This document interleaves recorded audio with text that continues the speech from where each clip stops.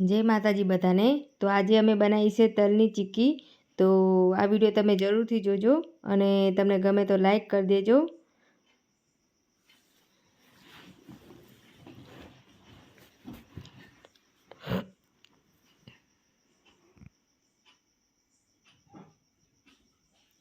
તો સૌથી પહેલાં ગોળ અને તલ લઈ લઈશું અને એક વાટકો તલ હોય તો એક વાટકો જ ગોળ લેવાનો। અને હવે આપણે તલ શેકી લઈશું।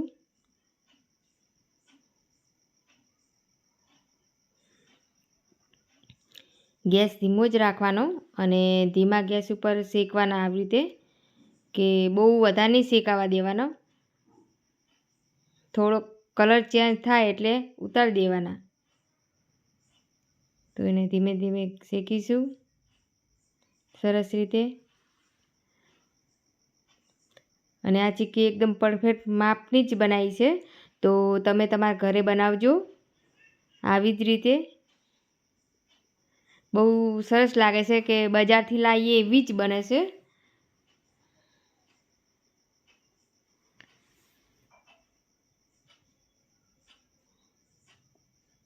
તો હવે આપણો તલ શેકાઈ ગયા છે, તો બાજુમાં થાળીમાં કાઢી લઈશું।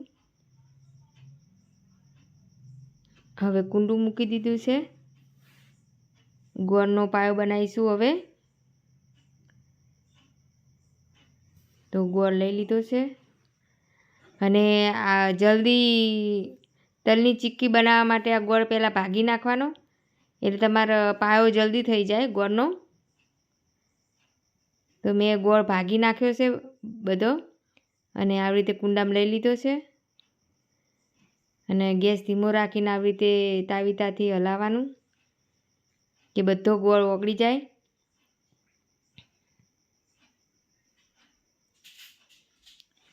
અને તાવીતાથી હલાવવું જ પડે, નકર ગોળ ચોંટી જાય તો બળી જાય ગોળ। તો હવે ગોળ આપણો ઓગળવા માંડ્યો છે।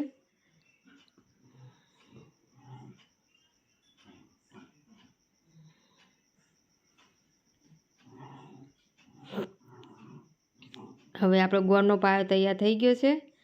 તો હજી થોડોક થવા દેશો, એનો કલર એકદમ ચેન્જ થઈ જશે।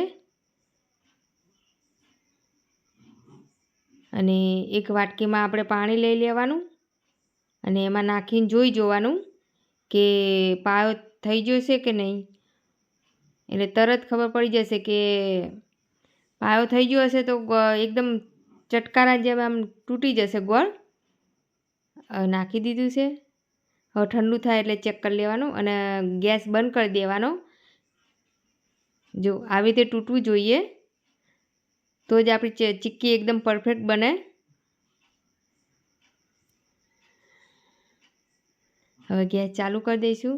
ગેસ બંધ કરી દેવો પડે, નકર ગોળનો પાયો એકદમ ગોળ એ થઈ જાય તો કડવો લાગે ચીક્કી। હવે બધા તલ નાખી દઈએ પછી ગેસ બંધ કરી દેવાનો અને આવી રીતે તાવીતાથી હલાવી દેવાનું।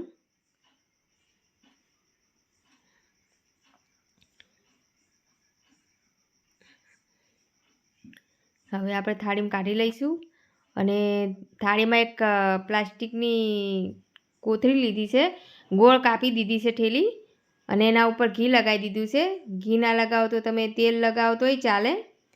કોથળી એટલા માટે મૂકી કે આપણી ચીક્કી એકદમ થાળીમાં ચોંટી ના જાય અને એકદમ પીસ અલગ અલગ નીકળે।